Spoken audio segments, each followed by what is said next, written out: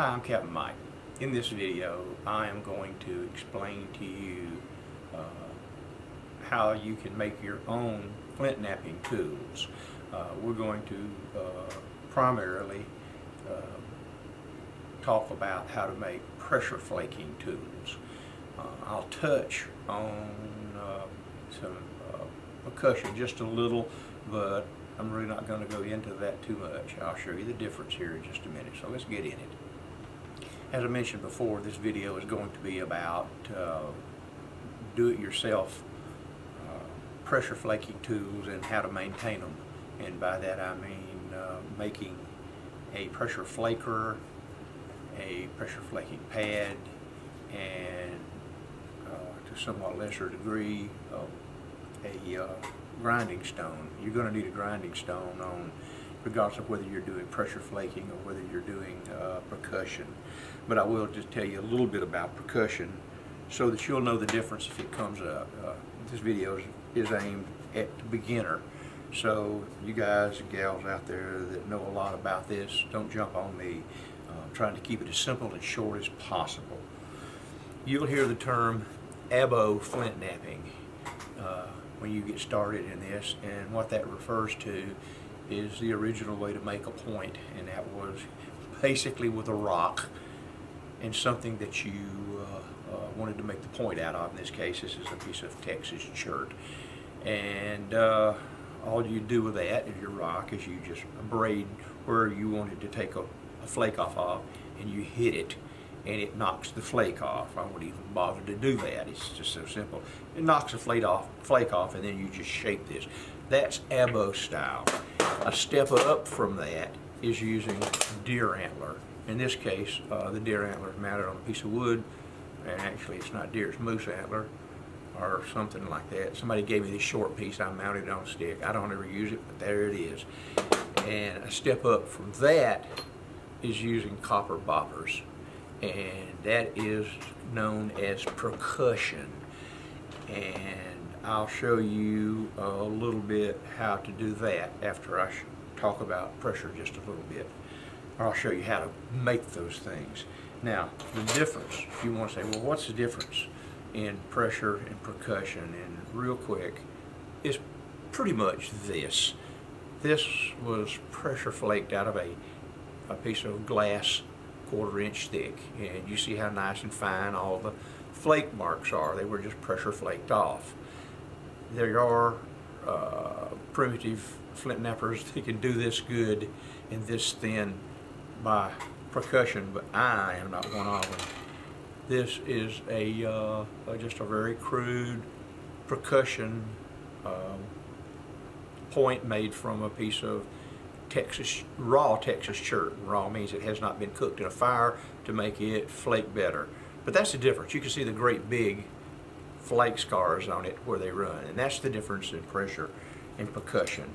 And you do what you want to do. But this is mainly about pressure.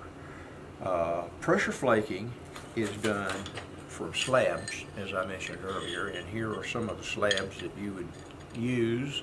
I don't even know what kind of rock that is. That's something I cut the other day, and that's just a piece of fancy glass, and that's fancy glass, but this is called a preform because I've already shaped it. That's what you would use these tools on. So that's the differences, and that's, you can decide what you want to do, but I'm going to show you how I make these, and I'm going to try to do it as quickly as possible. All right, just a quick word on the percussion. The easy percussion ones, as I said, is get you a solid piece of copper, like that, about that size, maybe 1 inch, grind it down and through. You can use various assorted antler bits and make that. Just it's got to be hard, it's got to be the part that comes out of the head. Or you can make these kind right here. They're simple to make too. It's just a piece of copper tubing and a copper end, and you just heat sweat it on there with solder and fill it full of lead. You can melt the lead, pour it down in there so far, and you've got a bopper. and as you beat on them, the boppers look like that, and they'll just kind of change shape and change form. But that's it. They come in all different sizes. These have been domed out right here, as you can see. It's been domed out. That's the way they come from the store, and that's it. I even experimented a little bit with gluing it a piece. It's crooked, but I glued it with some epoxy. I think this was, well, I forget exactly what kind of epoxy, but anyway, I just glued it to a piece of PVC, and it did work, especially for a lightweight bopper.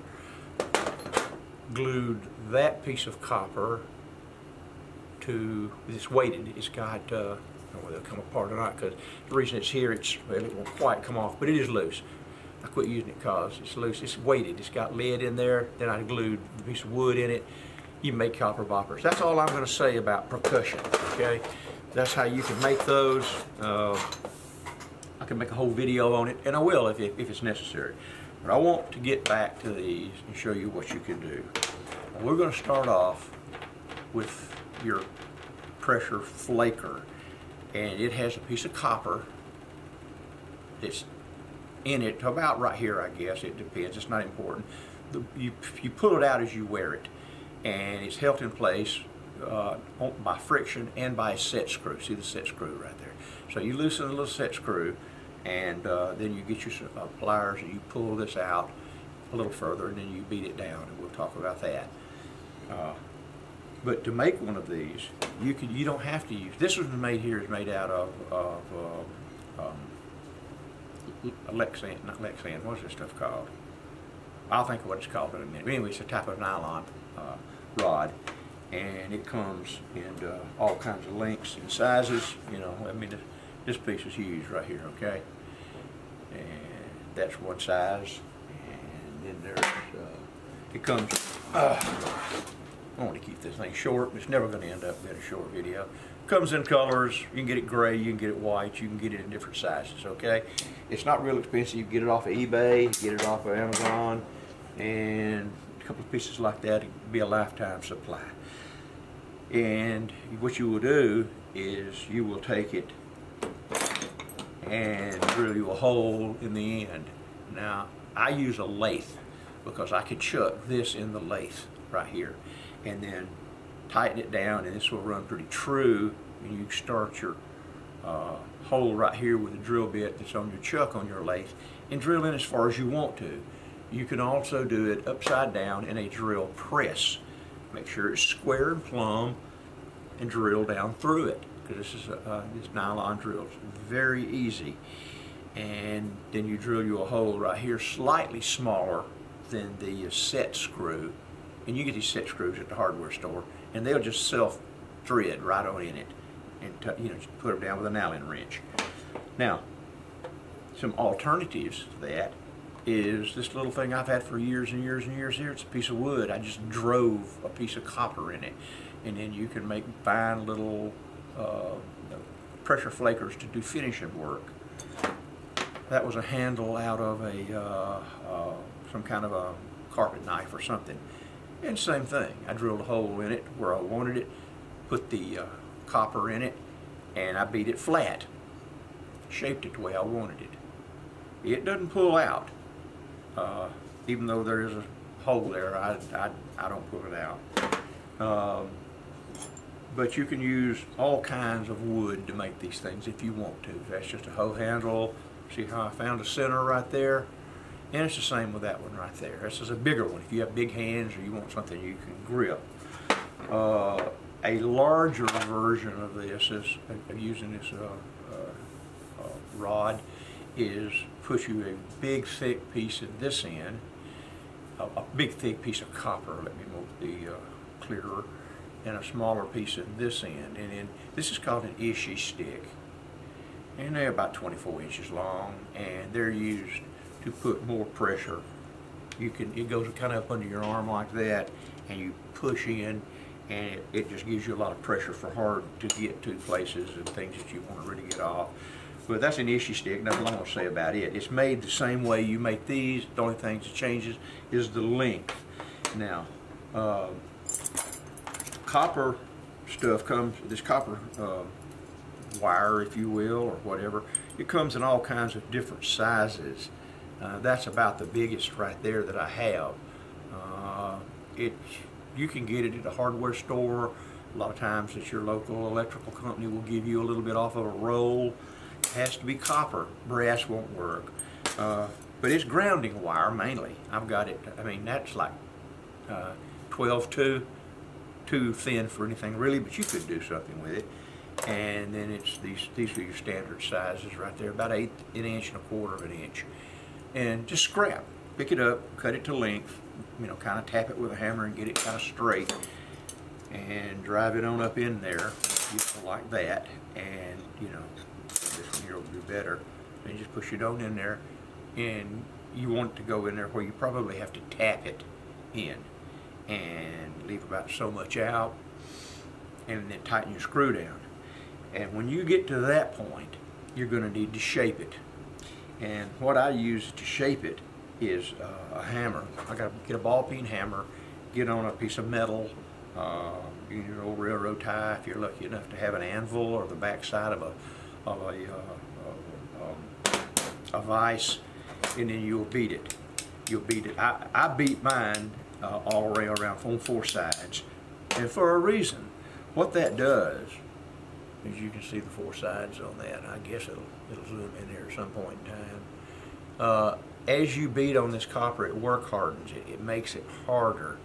And once you get it shaped the way you want it, whether it be 4 sides or whether you want it round, then you take a rasp file, and you can file it very easy. It can be a wood file, it doesn't have to be a metal file. I use a wood file because it's very aggressive. And then you shape it, and you end up with all kinds of different shapes depending on whether you want something that has a flat side to put notches. This is called a notcher. Or whether you want one that you can, you know, just do regular flaking, heavier flaking, or whatever you want to do. I've got so many of them, I don't know what to do with all of them. So I get an idea, I just go out and I make one. So that covers the pressure flaker itself. And they're not hard to make. You really can't go wrong. Like I mentioned, if you want to just start off, make you one out of a broom handle or something, and till you get the idea. And then this is Delron. I think that's what this is called, Delron. Anyway, it's nylon rod. Now what we're going to talk about now is how to make a pressure flaking pad. And these pads, if you notice, have got a groove in the middle, and that's so that when you take a flake, it goes down that channel and it won't let it travel further. I've seen people that don't have channels in there. These are made out of some carpet material that or actually goes between behind carpet and below carpet in a weight room. But let me show you some stuff here. It can be as simple. It's a piece of wood. See, this is wood here. Actually, this is composite material. That'll work. That's not the most desirable, but it'll work. Get you a piece of wood, cut it to the right size, cut you a channel in it, you go to work. If you want to take it one step above that one, get you a piece of wood, cut you a channel in it, and put you some rubber on top. It can be any kind of rubber. It can be some pieces of leather. Just glue it on with contact cement or E6000 or something. That's the top. Now the other ones, this one here is made of solid. That's just a piece of an old belt that come off of something. I picked it up. That's what I'm always picking this stuff up. Cut your notch in it with a table saw. Being real careful because this stuff wants to jump when you do that. So know what you're doing. Know what you're doing. Make small cuts. But if you want one with a groove in it, cut your groove, and then you know, put the backing on it. This one here is, as I mentioned, it's this carpet material right here. Comes in great big sheets. Real good. I'll show you how I make one right quick. I take whatever kind of backing material I'm going to use, and while we're talking about that, you can use anything. I use a lot of metal because I like it. That's aluminum. You can use plastic. Just almost anything to give you a rigid bottom. Well, what I do is I take glue, and I'll glue all this up about one time and then clamp it. Put glue on this and glue on this, put it there, glue on these two pieces. This is some of that carpet material. I love it because you can build it this way in steps, and you don't have to cut your groove. Your groove will automatically be in this thing. You have your two more pieces, just like that. You see, you can make your groove as wide or as narrow as you want. Glue all that together, get you some clamps and clamp it. If you use E6000, or you can use Gorilla Glue, works really, really good. The camera just don't want to focus as fast as I want it to. You can use some Gorilla Glue, works great. You can also use epoxies if you want to. Anything you want to use. Let it sit overnight, and then when it's through, go over to your bench grinder and very carefully round the edges off so they won't stick you, and clean it up so that it's as clean as you want it. That's a standard pressure flaking pad, and you can just make them. See, there's one right there made out of the 3 pieces of carpet backing material that doesn't even have a back on it. It'll work. It'll work. They last a long time. The other one that I make is really simple. This is what I call my finishing pad. It doesn't have a groove because you're not running flakes very far. What you're doing is you're taking your piece after you have run all the major flakes, and you are cleaning up the edge like that. And if you watch one other video, you'll know what I'm talking about. This is not telling you how to make an airhead. This is telling you how to make the tools. So that's what this is used for. And I just take, this is just some silicone stuff I found somewhere. This one's got 2 sheets on it and a piece of aluminum on the back. This one's got a piece of Lexan or something glued to the back. And that's what I use those for. And that's it. That's it. You can go so far on the finishing pads as just that. Again is a piece of just some conveyor belt I found, and cut it, and that's really all you need. You don't have to put a groove in it, or cut your 3 pieces, big piece, 2 small pieces with a groove, and glue it. Just trying to give you an idea on what you can do to make those 3 components, which are the 3 components you're mainly going to need. Or showed you 2 of the 3 while you're pressure flaking. The last thing I'm going to show you is an abrading tool. And an abrading tool is simply a piece of grinding wheel. This one has been used extensively. Okay, these are some of this is some of pieces of grinding wheel. This, by the way, if you can't get a hold of grinding wheel, just go to Harbor Freight and buy you one of these. You're good to go, okay? It's as simple as that. You don't have to do anything else. Now, if you have a rock saw, if you're doing some cutting up rocks to cab or something like that, if you can go to an old blacksmith shop, not an old blacksmith shop, but any blacksmith shop that does grinding metal, they're going to have tons of these wheels. Generally, they're going to have these carbide wheels, carborundum wheels, excuse me, in 2 grades, coarse and fine. And they just really not being nice guys and gals if they don't give you a couple of these. I get them by the truckload. About once every 2 years, a friend of mine calls me, I go up to his shop, and I load down every old wheel he's got, because they're not any good when they get grooved. And he gives them to me. And I sharpen my rock saw with them. That's why that kind of looks dull. I stick it in there, and I run the saw blade down at the diamond blade, and it dresses the diamond blade, and it kicks off a piece like that. And then you can use that as an abrading stone. And you should, if you're already getting into this flint knapping business, you know what an abrading stone is. If you have an edge like this, and you need to knock that edge off so you can get a good whack on it, and that's just what they do. So he just takes all that sharp off, and that's what you do it with. The abrader is your friend, and you're going to use one lots and lots. So that's it. They'll finally wear down to these little squiggly looking things after years, and whether you want fine or coarse, that's up to you. Heck, just run out to Harbor Freight and buy you one, get it over with. But I would be remiss if I didn't mention all of this, okay?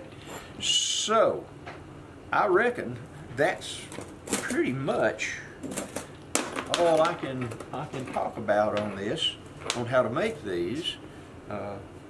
Get your Delron rod from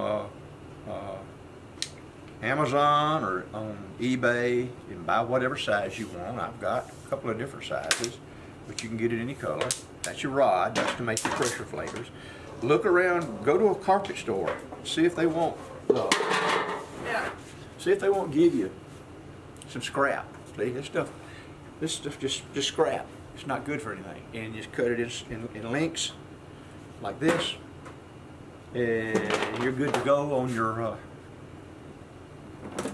your pressure flaking pad. Look around everywhere for old conveyor belt, old pieces of leather, scraps that you can use for stuff like that. And you can get the set screw assortment at Harbor Freight, and it gives you all the sizes and things that you need, and they'll last you a lifetime. Pretty much that's all that I can think of.